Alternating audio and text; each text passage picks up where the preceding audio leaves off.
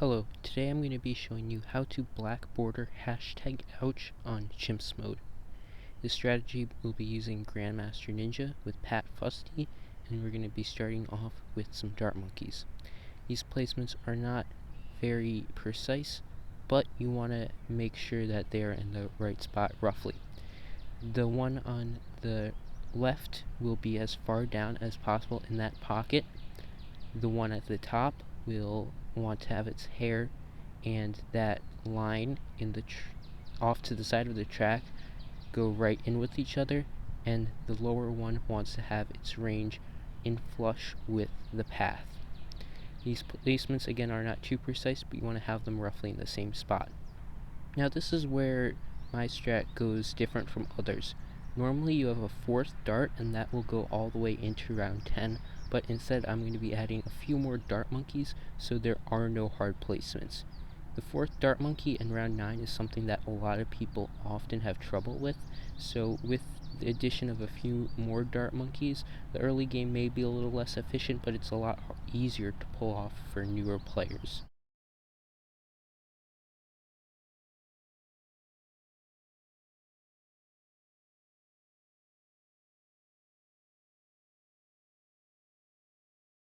Coming up on round 10, I'm going to place a sniper down as soon as I can. So that goes right down there, and that goes on strong. If you wait a little bit or are slow to place a sniper, you might die on round 10. Round 11 is going to be nothing, and then on round 12, we're also going to be placing a second sniper.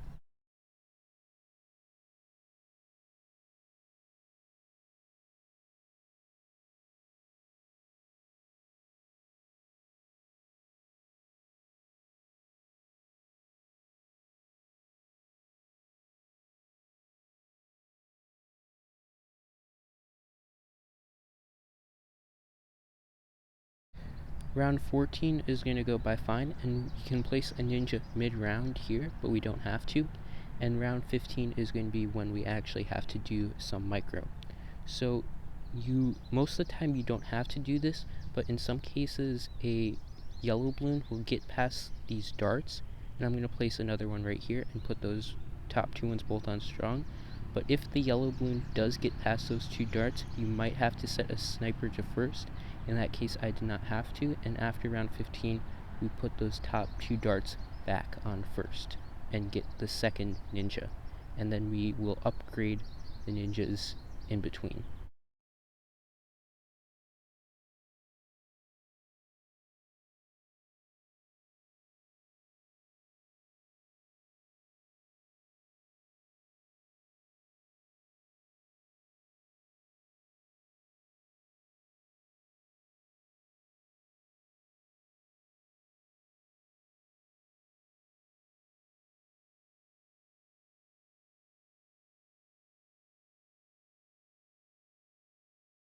There are some cases where round 22 and round 23 will be pretty close, so just in case it happens, be ready to set the sniper to first, but you also want to be getting these upgrades on the ninjas as soon as possible as well.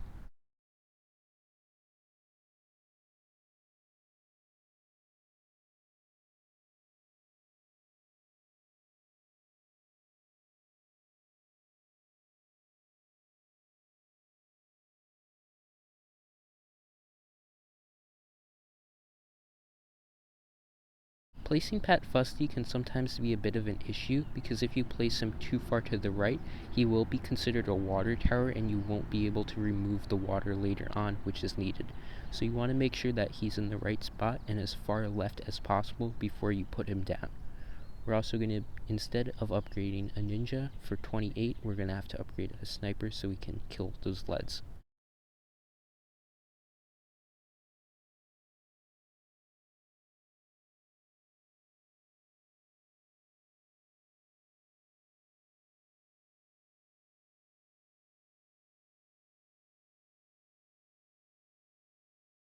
Round 31 is a round that can get close sometimes, so just to make sure it's safe, I use the rally roar here, and I continue upgrading these ninjas.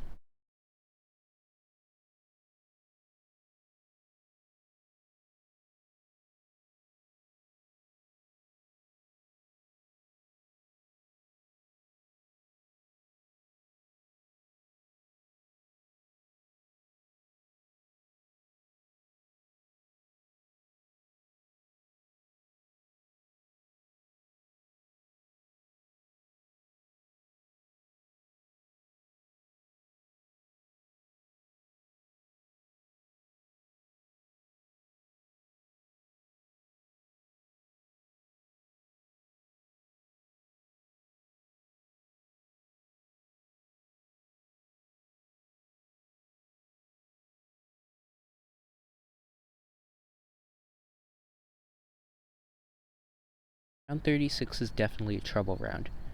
For round 36, we need to use the rally roar as soon as it starts, like so, and then I also do the right ninja to strong, and then first after a few seconds.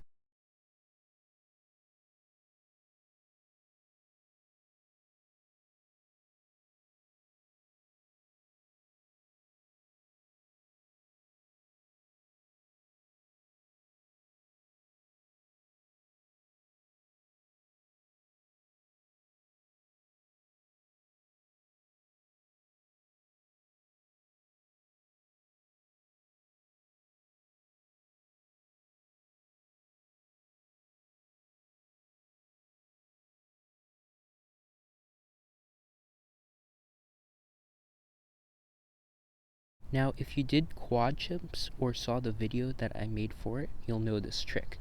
We need to get the ice monkey to freeze all of the ceramics on round 40 so the deadly precision can kill each ceramic one by one. So for hashtag ouch chimps, there's two cases.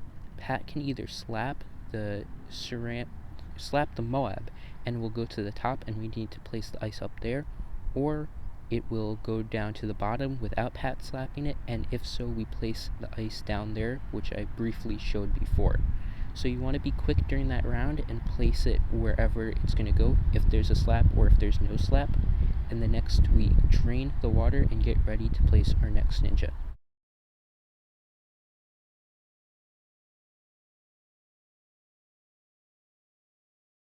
Now for this next ninja placement, we get it right in the middle, and as you can see there, I turned the brightness up on my phone so I could see a little bit better, but that does not show on the screen.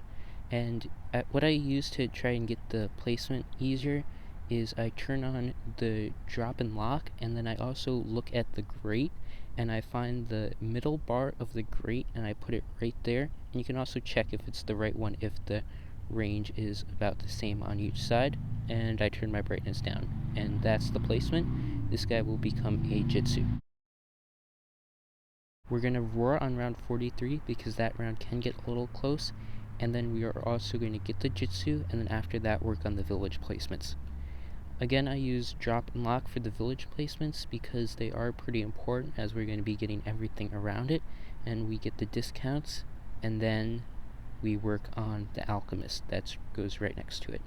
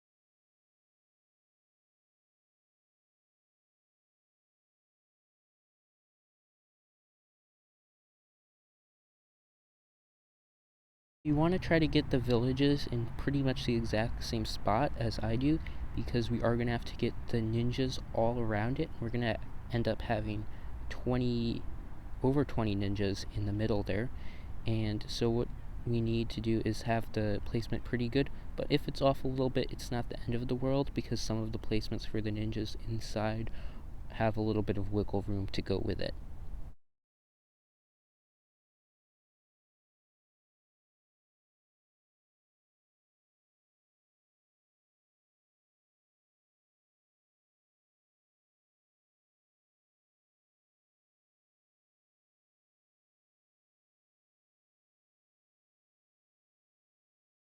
We are going to upgrade the alchemist on the ninja to 420, and then get drums on this top one, and it's important that you get drums on the right one because we are going to need MIB on the other one later. We're going to roar on round 50 for that first Moab and get ready to place a Shinobi for the Moab that comes down on the other side. We are going to be putting the Shinobis all around, and I won't say where each one goes, but you can look on my screen and see roughly where each one is.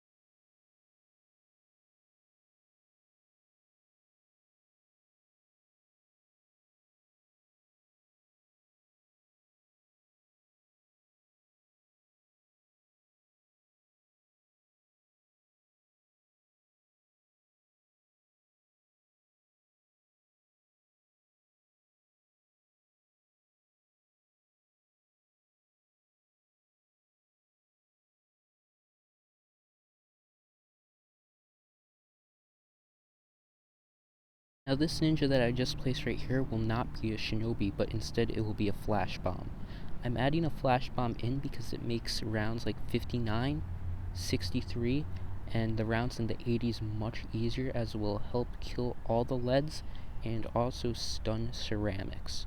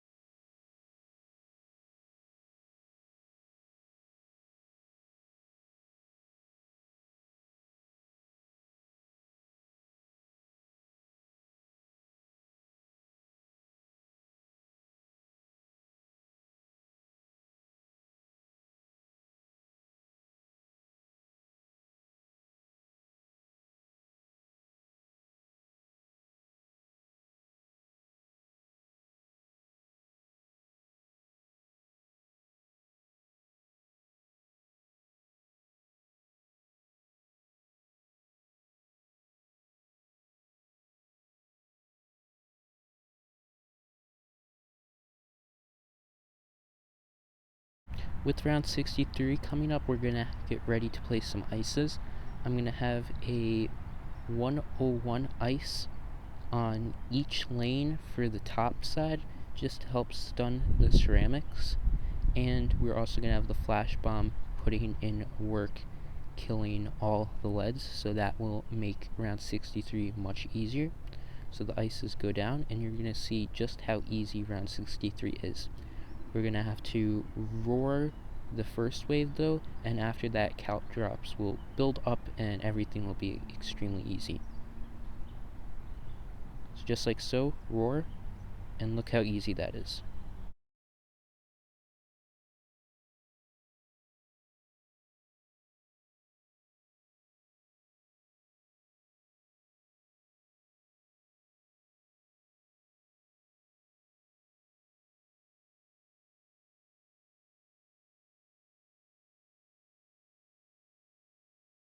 Round 64 is also pretty tough, but after that everything is super easy. For round 64 we are going to want to use the rally roar when these mobs come in, and then we are also going to want to hug one fortified mob so the Bloon Jitsu is not distracted with 3, but he can manage 2. if you do not use the hug on round 64, there is a pretty good chance that you will die. So now for these later rounds, round 65 all the way up to round 80, I'm going to have the fast forward on and just make sure you get all the ninjas down in the right spot.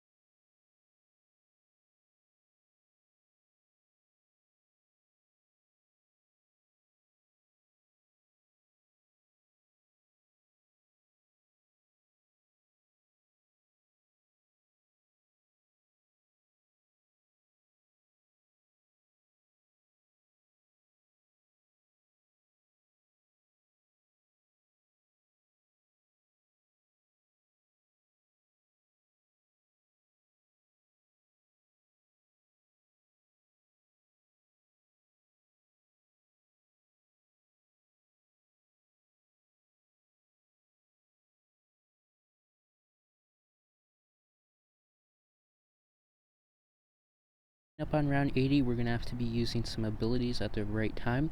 So round 80 is simple, we just use hug. And then for round 81, when some of the BFBs start to eat up at the Caltrop pile, we're going to use the Rally Roar as well. Pad's going to be level 14, so that will clean everything up. And then on round 82, we're going to be using the Rally Roar basically when it comes back, and that will clean up the fortified BFBs. Yes. And then on round 83, you don't have to use the Rally Roar, but if you want to be safe, you can use it. And then we're going to be using it on 84, and at the end of 84, we get Grandmaster Ninja, and everything becomes super easy from there.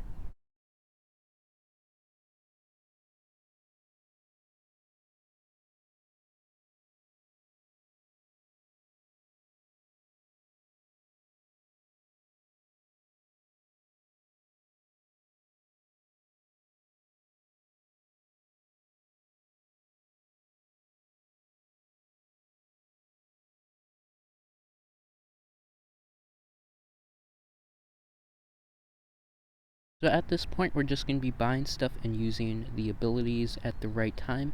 And also, you will have to change the targeting for the sniper sometimes, so just watch out for that. You're going to need to have him on last for round 98 to stall out the abilities again. But we're going to be getting an MIB, Sabotage Ninja, an Overclock, Spike Storm Alk buff, and a May Moab.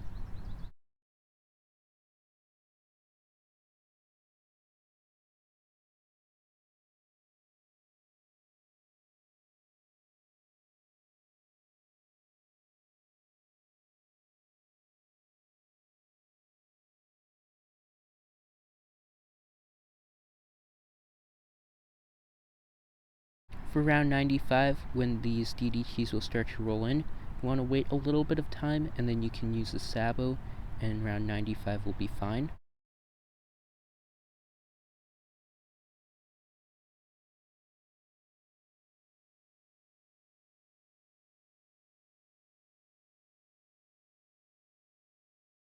96, you want to use the overclock when the fortified mobs come in, so those don't sneak through. You want to be pretty careful with the overclock because it's easy to hit the wrong thing, but note that when you use the overclock, the symbol will be at the feet of the tower, not at the head. So just keep that in mind, and also for 96, we're going to be using Roar on the ZOMGs.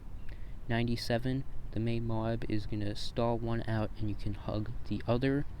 You might have to be waiting a little bit of time for this round, so if you don't want to wait, you can use the hug when the other ZOMG is a little farther in and the Grandmaster Ninja will be attacking.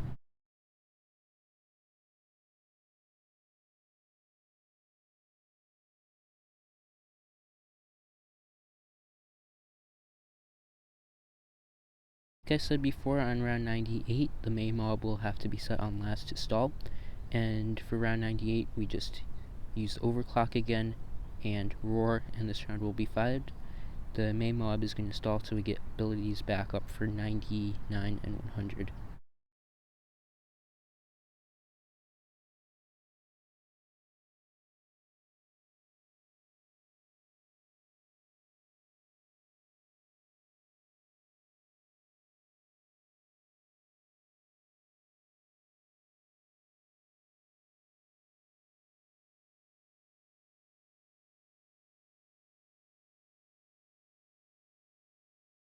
On round 99, we are going to be using the sabotage ability. You want to use it earlier than I did and reset the main Moab back to strong.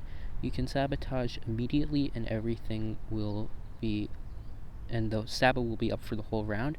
And on round 100, this is important, you need to use the Spike Storm ability as soon as you possibly can, so you have that insane 4 times attack speed boost on the Spike Storm, and then we can just use Rally Roar and the BAD will go down. I got this boomerang at the end for some reason. I don't know why, that did nothing, but there you go. You have #ouch chimps black border, and this is the pop counts at the end. Grandmaster Ninja did about 3/4 of all the damage.